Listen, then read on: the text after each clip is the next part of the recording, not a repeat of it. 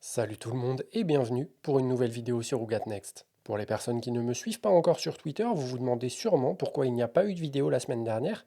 Bien tout simplement car on attaque les previews de l'Eurobasket et que la semaine dernière on était encore dans le flou sur pas mal d'équipes concernant l'effectif, les absences et les joueuses présentes pour cet Euro. On se retrouve donc aujourd'hui pour le début de ces previews avec le groupe A, c'est le groupe de la France, et on continuera dans les prochains jours avec les autres groupes, chaque soir, une vidéo pour présenter les équipes de cet Eurobasket. Avant de démarrer, n'oubliez pas de vous abonner si vous voulez être tenu informé de tout ce qui se passe pendant cet Euro, mais également à liker la vidéo et à me dire dans les commentaires ce que vous attendez, vous, pour cette équipe de France. Restez également jusqu'à la fin de la vidéo car il y aura une petite annonce qui devrait vous plaire.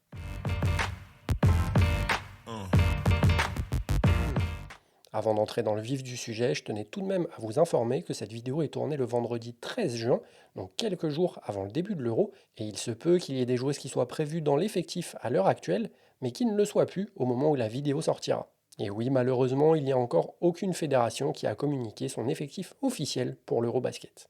On démarre donc tout de suite avec la preview de ce groupe A, et la première équipe dont on va parler, c'est la Suisse. Cela faisait 69 ans qu'on n'avait plus vu la Suisse à un Eurobasket, leur dernière participation remontant à l'édition de 1956. Oui, oui, 1956, Elvis était encore au top de sa forme.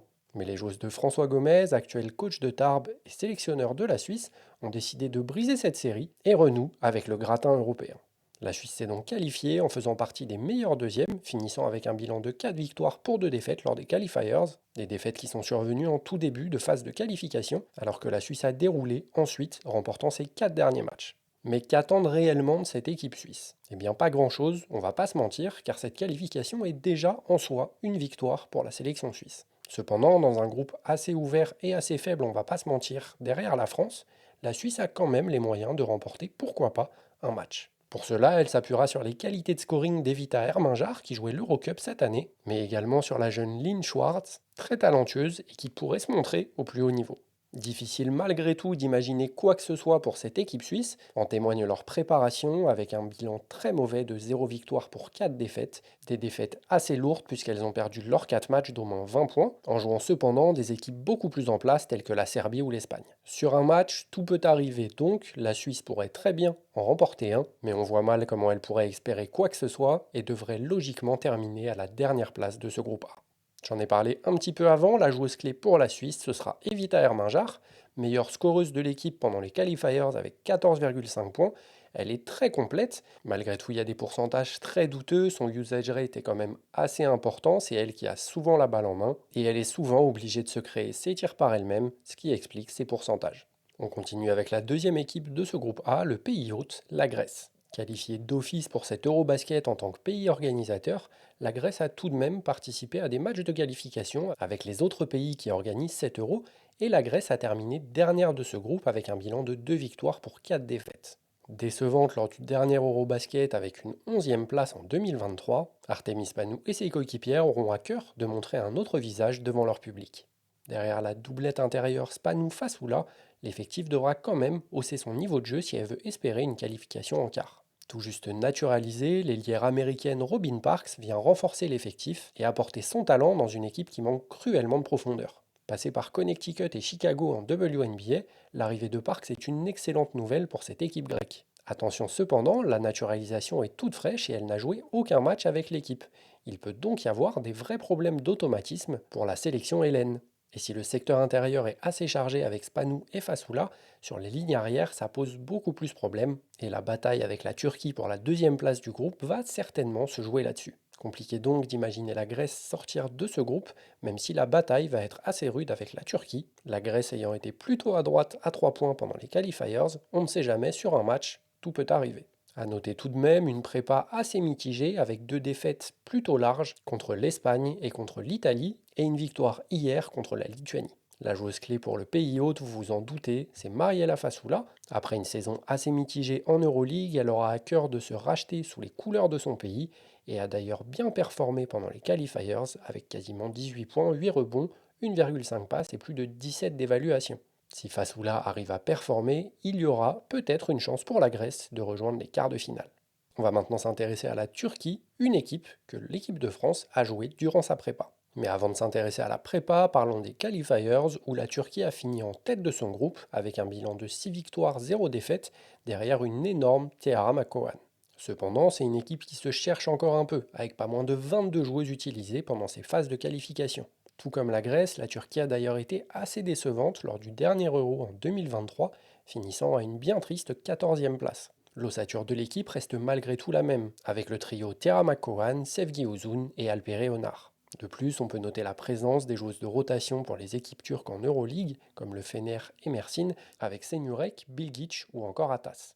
Mais ce trio est-il suffisant pour emmener la Turquie en quart de finale? Selon moi, oui. Le groupe est assez faible et je les vois mal perdre contre la Suisse et contre la Grèce. Cependant, ça va beaucoup dépendre des performances de Tiara McCowan.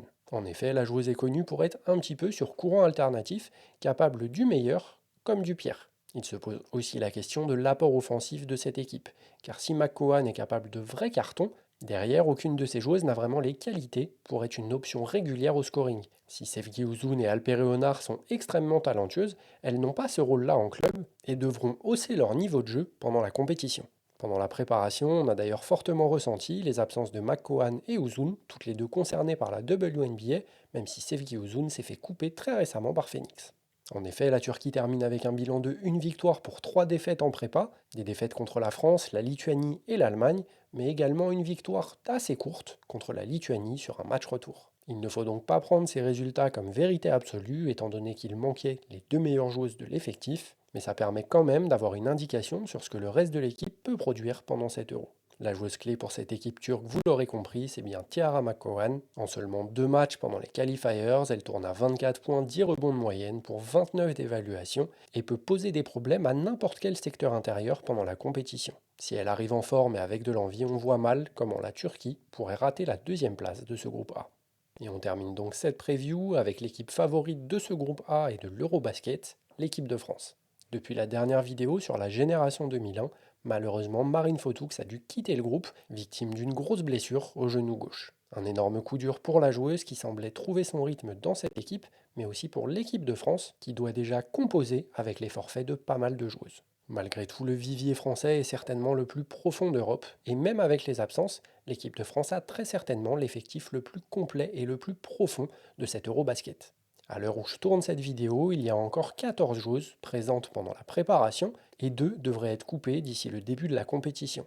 Vraisemblablement, il s'agira d'Aminata Gueye et de Garance Rabot. En 2023, le discours de la part du staff et de la Fédé, c'était l'or ou rien. Cette année, le discours a un peu changé, mais l'objectif, il reste le même. Derrière Iliana Rupert, Janelle Salin et Valériane Ayayi, la France a l'un des meilleurs fronts de courte de cet Eurobasket et arrive en pleine confiance après une Olympiade réussie au niveau du résultat. Privé de médaille d'or depuis 2009, le DF va encore une fois adhérer au système de Jean-Aimé Toupane basé sur une défense très agressive pour dérouler ensuite son jeu de transition.